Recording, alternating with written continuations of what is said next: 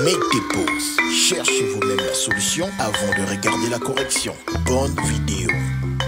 Pour l'exercice 5, on nous dit calculez 6 fois 11 fois 5, déduisez-en que 55 est un multiple de 660. Donc pour calculer ce produit, on va commencer par remarquer que dans le 6, il y a du 2. Le 2 nous intéresse parce qu'il y a du 5, car 2 fois 5, c'est 10. Donc on décompose 6 en 2 fois 3.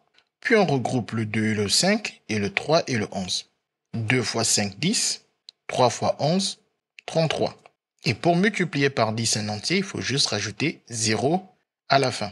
Donc 33 avec un 0 à la fin, ça nous fait 330. On nous dit, déduisez-en que 55 est un diviseur de 660.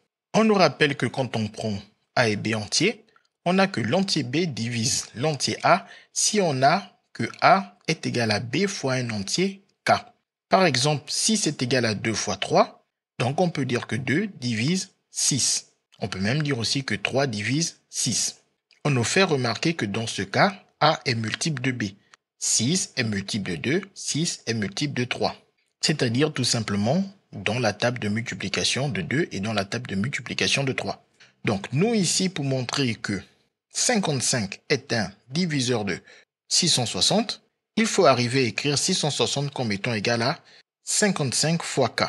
En observant bien le 660 et du fait qu'on nous dit déduisez-en, c'est-à-dire à l'aide de ce résultat, on voit clairement un lien entre le 660 et le 330. 660 n'est rien d'autre que le double de 330.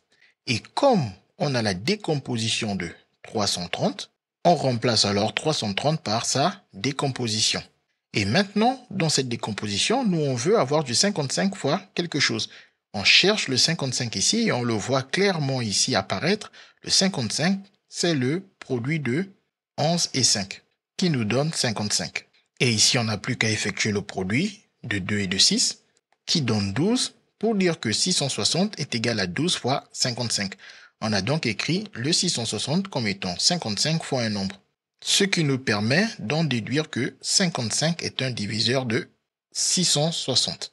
CQFD. Ce qu'il fallait démontrer. Les mathématiques, ce n'est pas juste la mémorisation de l'application de cours. Ça nous aide à comprendre